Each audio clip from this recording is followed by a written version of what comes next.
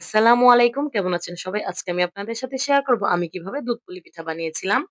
১ম এই পাত্রে আমি ১.৫ কেজি পরিমাণ একদম গরুর খাঁটি দুধ দিয়ে জাল করে নিয়েছি। তারপর ৫-৬ টি এলাচ, ১ টুকরা দারচিনি এবং ১ চিমটি লবণ দিয়ে দিয়েছি। এরপরে দিয়ে দিব খেজুরের পাটালি গুড়। গুড়টা কিন্তু একদমই অথেন্টিক। এটা আমি গ্রামের বাড়ি থেকে নিয়ে এসেছিলাম। আর দিয়েছি ১ চা চামচ চিনি। এই মিশ্রণটা এবার খুব ভালো করে বলক উঠে আসলে আগে থেকে তৈরি করে রাখা পুলি পিঠাগুলো দিয়ে দিব। পুলি পিঠার আমি পুর তৈরি করেছিলাম নারিকেল এবং অথেন্টিক খেজুরের গুড় দিয়ে। তাই এটা খেতে ভীষণ মজা। পিঠাগুলো সবগুলো দেওয়া হয়ে গেলে আস্তে করে মানে আলতো করে একটু নাড়াচাড়া করে দিব যেন নিচে লেগে না যায়, একটার সাথে একটা লেগে না যায়। আর এখানে দিয়ে দিব হচ্ছে চুষি পিঠা বা হাতের সেমাই। পিঠাগুলো কিন্তু অনেক বেশি জোরে নাড়াচাড়া করলে ভেঙে যাবে। আর একটু সময় জাল করার পরে দেখবেন পিঠার কালার চেঞ্জ হয়ে গেছে। এই যে দেখতে পাচ্ছেন।